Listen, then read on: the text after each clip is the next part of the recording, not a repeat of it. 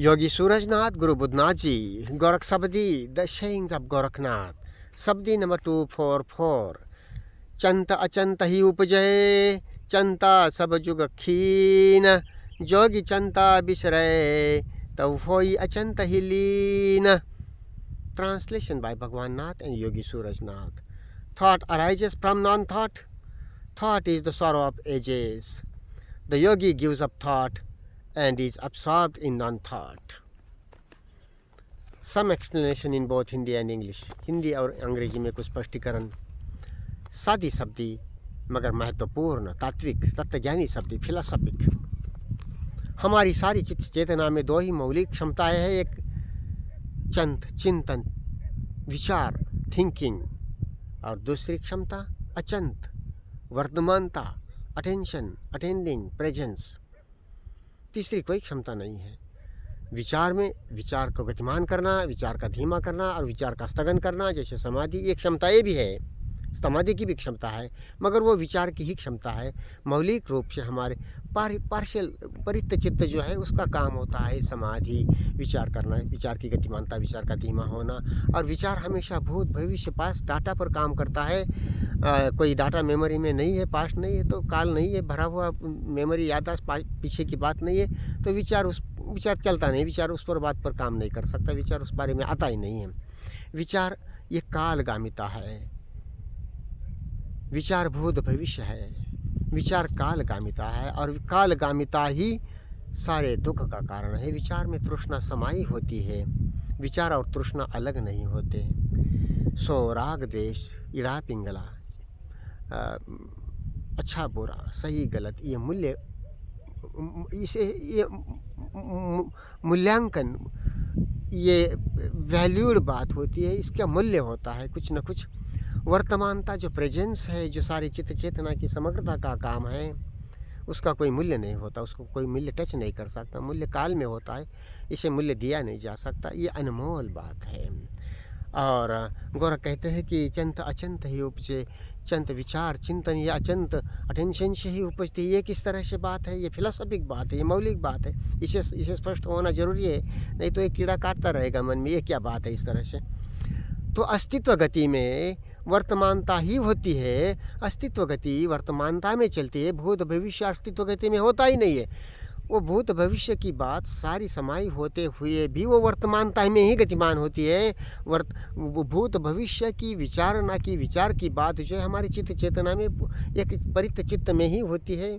Memory यादाश्त की बात में होती है. चित्त चेतना, सारा हमारा मन, चित्त चेतना जो है, शरीर घटपिंड जो है, वो वर्तमानता में चलता है. और उसी का हिस्सा ये चित्त चेतना है, विचार करने वाली चेतना है.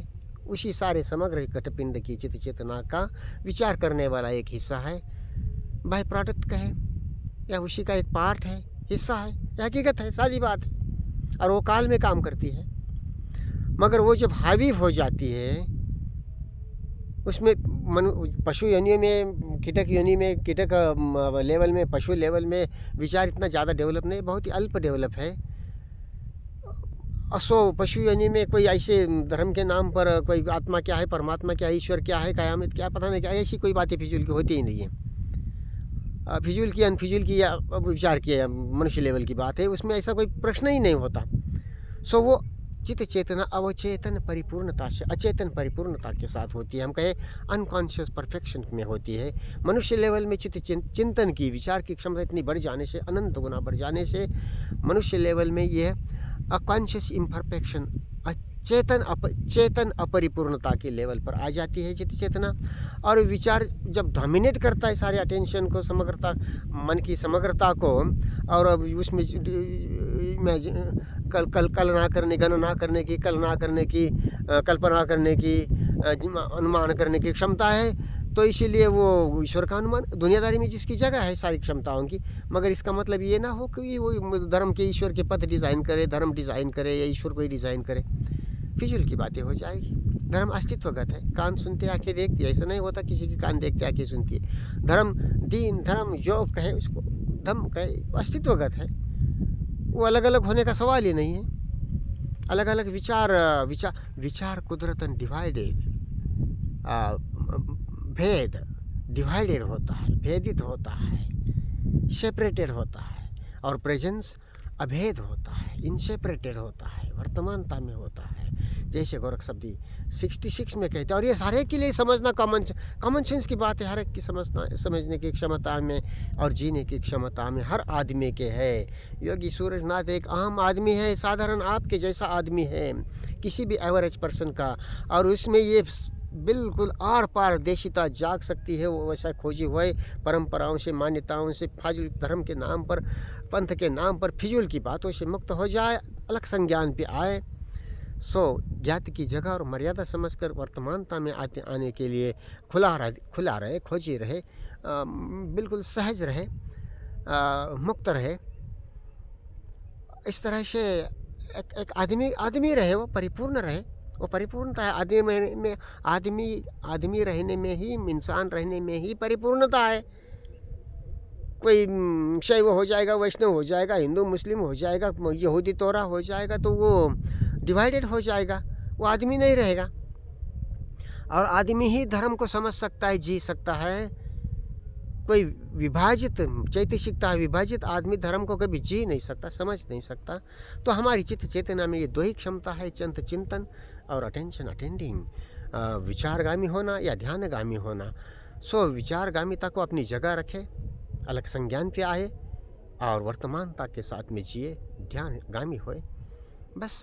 और ध्यानगामिता में, वर्तमानता में, अलग संज्ञान के साथ जीने में, कुशलता के साथ में इसको जानते रहे, सांस को जानते रहे, ये भाव भावना जानते रहे, भीतर बाहर जो भी हो रहा है, टेंशन है, तनाव है, खिंचाव है, करुणा है, दुख है, सुख है, जो भी है उसको जानते रहे, बारीकी के साथ, कुशलता के साथ, वेदना के साथ, सुरति के साथ में। ध्यान की बात है ऐसी सादी, बार बार मन भटकेगा, ठीक है, कैसे खींच के नहीं लाना पड़ता। और ये जागते हुए ध्यान कर सकते, जागत बैठे सूता, नींद में भी ध्यान प्रवेश कर सकता है, सहज चलता है। तो यह वर्तमानता, सारा अस्तित्व वर्तमानता में है, सारा हमारा घटपिंड वर्तमानता में गतिमान है। विचार सिर्फ एक पार्ट ऑफ एक इस परित चित्त की बात है, घटपिंड की एक आंशिक हिस्सा की बात है, हिस्से की बात है। सो ये इसकी ही उपज है, मगर ये डोमिनेट हावी हो जाती है तो सारा गड़बड़ हो जाता है, काल ही चलता है। और काल दुख अज्ञान गति इसका सिद्धांत है, इसकी फिलॉसफी है, इसकी तत्व ज्ञान है।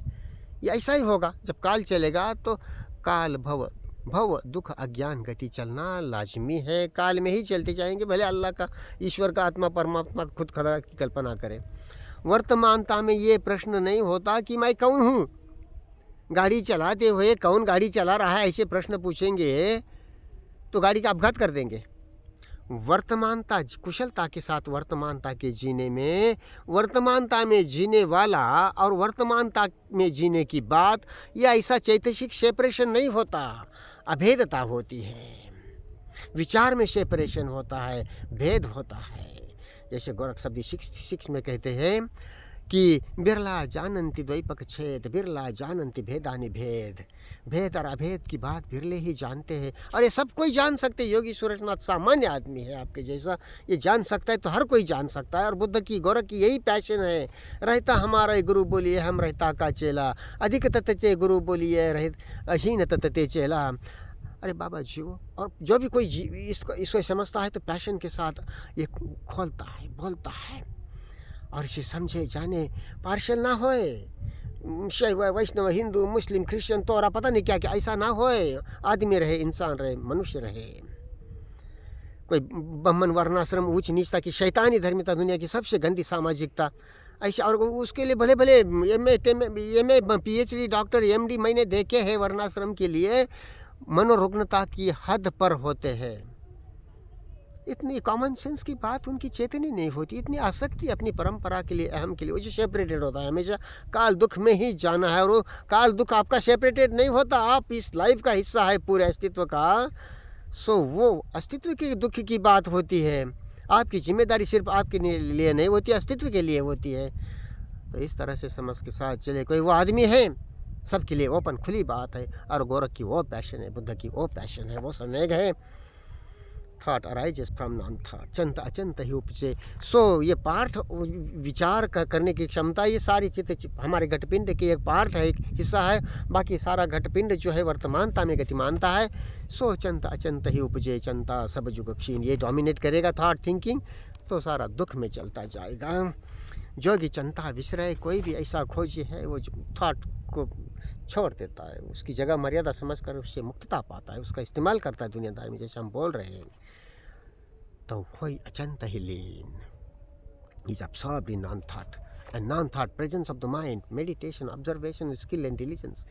यह काल के अंत की बात है, काल का स्थगन नहीं, सिर्फ समाधि नहीं, काल के अंत की बात। जीते जी सहज जागत बैठे सोता। Some explanation in English. In our thought arises from non-thought. Thought is the sorrow of ages. The yogi gives up thought and is absorbed in non-thought. In our whole of being, in whole of our being, there are only two basic potentials, capabilities. One is thought or thinking, and the other is attention or attending, and there is no third possibility. This possibility of samadhi is there, but it is a part of thought. Thought can speed up to itself, thought can slow down to itself, thought can suspend to itself. And suspension of thought is, which is the activity of thought itself, not the activity of all senses, wholeness of the brain mind. No, this suspension of thought thinking is the activity of the part of the brain. So that way, it is the movement of thought, but suspended thought, suspended time, not the end or ending of time. This is basic to understand. So there are only two potentials as a whole in our consciousness. One is thought or thinking, and thought is a part of this whole of this consciousness, and the other is attention or attending, which is activity of the whole of this body mind phenomenon. And thought is valued. Thought could be right or wrong, good or bad, more or less. This past indicates I am past, I am time, as it is I am. But I can be free from thought and time, in which I is just a matter of language, and it is presence. Presence is the ending of this I and this periphery, this bundle of consciousness, layers after layer after layer. The ending of time, the ending of consciousness, dying, that is freed. So that way, thought being a part of this body mind, thinking part of the consciousness, is a part, as a whole, is a part of this body mind. So that way, it comes, thought arises from non-thought. Otherwise, when we are in, though it could be said that thought arises from non-thought or presence, but or body mind as a whole, but when it dominates, it is bound to keep us in time, and that way time goes on and on, rolling on. That is what we are. Even if we keep ourselves on a high pedestal, like I am God and this and that, I am Brahmasmi, etc. No, that is all just thought thinking, and giving importance to that, expanding that thought. Thought can expand to itself infinitely. Thought go on calculating 1, 2, 3, 4 infinitely. That way, thought can expand to itself infinitely. But it is still thought. It is still time. And there are tests in thought and time. Infinite tests, narrowed tests, whatever it is, tests. The presence is testless. Swami Srila Aluni kahiye. The master or masterly present is said to be testless, saltless, and that has the capability to absorb this thought and time, and that is the ending of time. And any average person could live. This Yogi Suraj Nath is a common person, and any common person could understand these things, awaken to the presence by keeping thought in its right place, without ideal of thought should not interfere, that attention should go continuous. Without such ideal, that is senseless. Mind wanders. This body mind machinery is mechanism. It cannot be kept in the same gear all the time, but we can change this its nature from within. Instead of going into thought, keeping it thought in its right place, coming to attention and living by attention while waking, walking, sleeping. meditation enters into sleep. We have seen, and we will be going to, we will see this again and again. So meditation enters into sleep and works in sleep also. And sleep is such a cave, such a solitude, such aloneness that we won't find it we won't find such a solitude and aloneness in any mountain cave, Himalayan or any caves, no. And this is so amply available for each and every person. Nature is compassion. Nature is compassionate. Nature is compassion. Bismillahir Rahman Rahim. That is an idea, soothing idea, but idea not true. Not true because it is just idea. Kudrat Rahman Rahim, it is fact. Nature is compassionate, compassion. That way, whatever hidden, supreme levels are there. Okay, all right. I'm unknown about to that. I don't imagine. So that God is not a matter of imagination with me. I understand that any idea of God is nothing to do with God. That is false, basically false. It is just a thought, time matter, presence and silent passion or supreme intelligence, God, whatever you say, and presence of the mind. That's all. Presence of the mind, wholeness of the brain mind. And by understanding the place and limit of this part of the brain, thought, thinking, and that way keeping it in its day-to-day use, and to be coming to presence, observation with freedom from thought and time, with elections, with anitya, of which there is in which there is this insight into impermanence, change, everything is changing. So anitya bodh, alak sangyan, anitya bodh, that way presence, to be coming to presence with skill and diligence. This book of mind, and leaving it sounds around, just looking, listening, being aware of, while eyes closed or open, looking into situations, not imitating. Meditation is not in any kind of imitation. It is presence, it is understanding. That way, yogi gives up thought, understanding its place and limit, and is absorbed in non-thought, in presence, and he leaves it, and there is the ending of time then. Absorption of this ingrained layers after layer, chains of thoughts, feelings, sensations, layers after layers. In meditation, there is no need to give importance to thought, though chattering is there. To come again and again to this sensation, so that surati, presence of the mind, skill and diligence, moment to moment you are awake. Thought and desire cannot take up consciously or unconsciously. All conscious and unconscious mind are, this unconscious movement is trapped, and this consciousness with skill and diligence, moment to moment, awake, aware, presence, actually living presence. So that way, absorption of time, absorption of thought, and the ending of me and its periphery, that is psychologically dying, that is sweet. And this is possible for each and every common person. Yogi Surajnath is a common person, and this is, though this is so common, but it is, Gorakh says in another sabdi, Yana Guru ka aage hota apni birle avadhu paya. The masters or masterly way is right before you, but rare avadhus have found it. It is possible for each and everybody. The book of mind, the book of life. And that way you observe not only your book, it is not your book, it is in relationship. So you are aware of the book of life through you, and that way it affects the life. You are being a part of life. It affects not only you, but life as a whole. It is our responsibility to be a light unto oneself, and that way light is awake in the moment of life as a whole, psychologically.